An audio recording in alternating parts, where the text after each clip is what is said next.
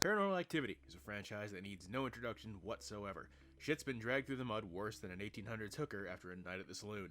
Real dirty. What started out as a genuinely creepy and unsettling small indie movie turned into the Saw of ghost movies. But forget all that. Let's go back to 2010, long before these movies started to suck. What many people don't realize is that there are two Paranormal Activity, well, twos. The one everyone has seen, and the Japanese one that barely anyone even knows exists.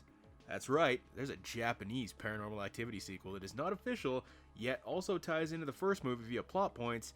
It's an oddity. It's pretty weird. Paranormal Activity 2, Tokyo Night, which is a deceiving title because this movie happens over like a week, not a night, centers around a brother and sister who live with their father in Tokyo. The sister comes back from a trip to America, after getting into a car accident that completely shattered her legs. Meanwhile, the brother just bought a new camera and does what everyone who just bought a new camera does.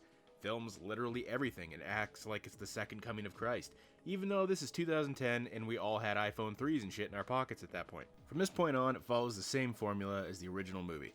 Activity begins slowly and is subtle, quickly escalating with each passing night. Small spooks become big spooks, and eventually everything just goes to hell. There are actually some genuinely creepy moments in this too. It doesn't just rehash the same things that the original movie did, though there is one scene that they straight up just ripped right out of the first movie. The acting from the two siblings is really solid. It feels less like you're watching a movie and more like you're watching a Japanese YouTuber or something, which is exactly how a found footage movie should be done. Nothing ruins the immersion more than a found footage movie that is trying way too hard to be a found footage movie. This is a scene where a priest is like blessing the house, and from the angle they use, it kind of looks like he's smacking his dick real hard. I don't know why I chose to bring that up, but for some reason it stuck with me.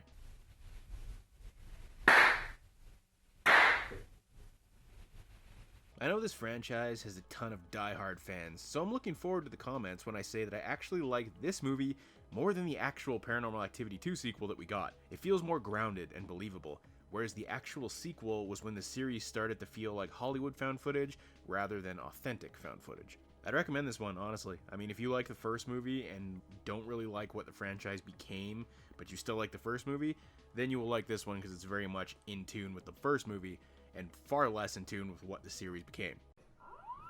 Stay with me.